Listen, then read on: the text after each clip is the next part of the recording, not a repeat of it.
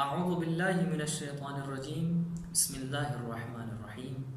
السلام علیکم ورحمۃ اللہ وبرکاتہ۔ ناظرین کرام، ہم حضرت آدم علیہ السلام کے بارے میں گفتگو کر رہے تھے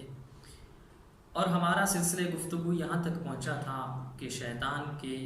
وسوسہ کرنے پر قابیل نے اپنے چھوٹے بھائی حابیل کو قتل کر ڈالا، اور پھر اس کے بعد حضرت آدم علیہ السلام جب حج بیت اللہ سے واپس آئے تو قابیل سے یہ پوچھا کہ حابیل کہاں ہے؟ تو قابیل نے جواب دیا، کیا آپ جاتے ہوئے اسے میرے سپرد کر کے گئے تھے جو آپ مجھ سے سوال کر رہے ہیں؟ اگرچہ حضرت آدم جانتے تھے اور جبرائیل نے انہیں یہ بتا دیا تھا کہ آپ کے بیٹے نے قابیل نے آپ کے چھوٹے بیٹے حابیل کو قتل کر ڈالا ہے۔ اس کے بعد پھر اس خوف سے کہ شاید مجھے سزا دی جائے گی، قابیل اس جگہ سے چھوڑ کر چلا گیا اور یمن کی طرف چلا گیا۔ اب سوال یہاں پیدا یہ ہوتا ہے کہ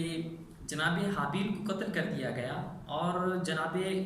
حابیل قتل ہو گئے، قابیل وہاں سے چلا گیا یمن کی طرف، تو حضرت آدم کا یہ سلسلہ نسب کس طرح سے آگے بڑھا؟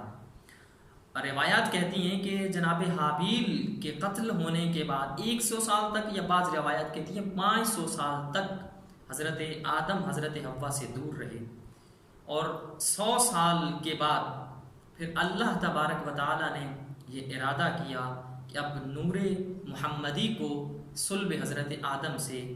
رحم جناب حوا میں منتقل کر دیا جائے۔ پھر روایات کہتی ہیں کہ حضرت آدم اور حضرت حوا ایک پاکیزہ مقام پر بیٹھے ہوئے تھے کہ حضرت جبرائیل تشریف لاتے ہیں اور ایک تشک اٹھایا ہوا ہے جس میں پھل ہیں، میوہ جات ہیں۔ حضرت آدم کے قریب آئے اور ان سے پوچھا کہ آپ جانتے ہیں کہ یہ پھل کون سے ہیں؟ تو حضرت آدم علیہ السلام نے فرمایا کہ ہاں، ان پھلوں کو میں نے دیکھا ہے کہ یہ جنت میں پھل موجود تھے، اور اس وقت میں نے اللہ تبارک و تعالیٰ کی بارگاہ میں یہ خواہش ظاہر کی تھی کہ پروردگار، مرنے سے پہلے مجھے ایک دفعہ ان پھلوں کو کھانے کی اجازت دی جائے۔ اور پھر حضرت جبرائیل نے کہا کہ آج اللہ نے آپ کی یہ خواہش پوری کر دی ہے، ان پھلوں کو کھا لیجئے اور آب جنت سے غسل کر کے جناب حوا کے قریب چلے جائیے، اس لیے کہ اللہ تبارک و تعالیٰ نے یہ ارادہ کیا ہے کہ وہ آپ کی صلب سے رحم جناب حوا میں نور محمدی کو منتقل کرے۔ اور پھر اس کے بعد جب مقاربت ہوئی تو اللہ تبارک و تعالیٰ نے حضرت آدم کو ایک بیٹا عطا کیا جس کا نام شیس رکھا گیا، اور یہ وہی بیٹا ہے کہ جس کے صلب میں، حضرت آدم کے صلب سے جناب شیس کے صلب میں یہ نور محمدی منتقل ہوا، اور پھر یہ سلسلہ آگے چلتا رہا۔ تو اللہ نے ایک بیٹا عطا کیا جس کا نام شیس رکھا، اور جناب شیس کی ولادت کے کچھ عرصہ بعد اللہ نے ایک دوسرا بیٹا عطا کیا جس کا نام یافس رکھا گیا۔ تو اس طرح سے مزید 2 بیٹوں کے بعد اللہ نے مزید 2 بیٹے عطا کیے، اور اس طرح سے حضرت آدم کے 4 بیٹے ہو گئے۔ اب یہاں قابل غور بات یہ ہے کہ بعض لوگ یہ تصور کرتے ہیں کہ شاید یہ جو سلسلہ نسب چلا ہے حضرت آدم علیہ السلام کا، یہ بہن بھائی کا، حقیقی بہن اور بھائی کا نکاح آپس میں ہوا اور اس طرح سے یہ سلسلہ نسب آگے چلا، جبکہ قطعاً یہ بات درست نہیں ہے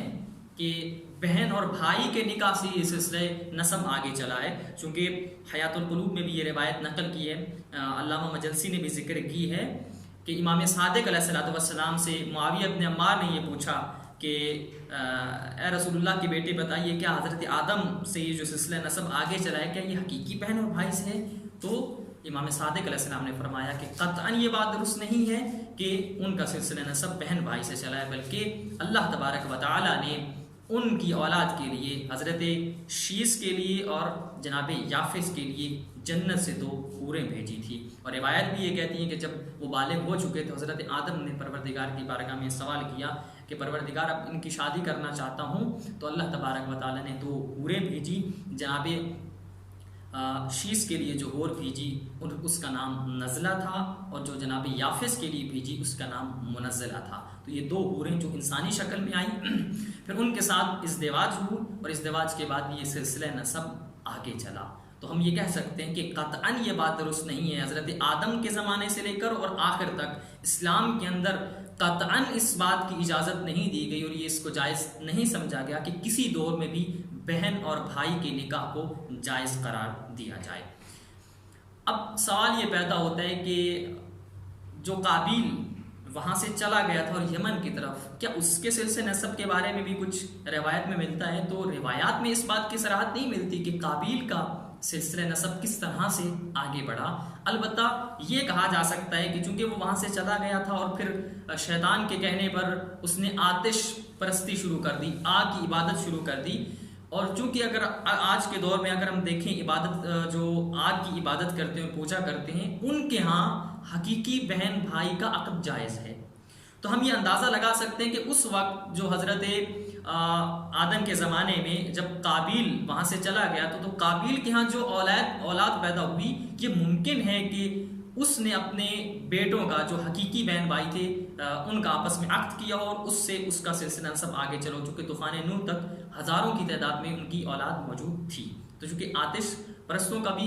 یہی نظریہ ہے کہ وہ حقیقی بہن بھائی کی شادی کو جائز قرار دیتے ہیں، تو یہ سلسلہ وہاں سے ہو سکتا ہے، لیکن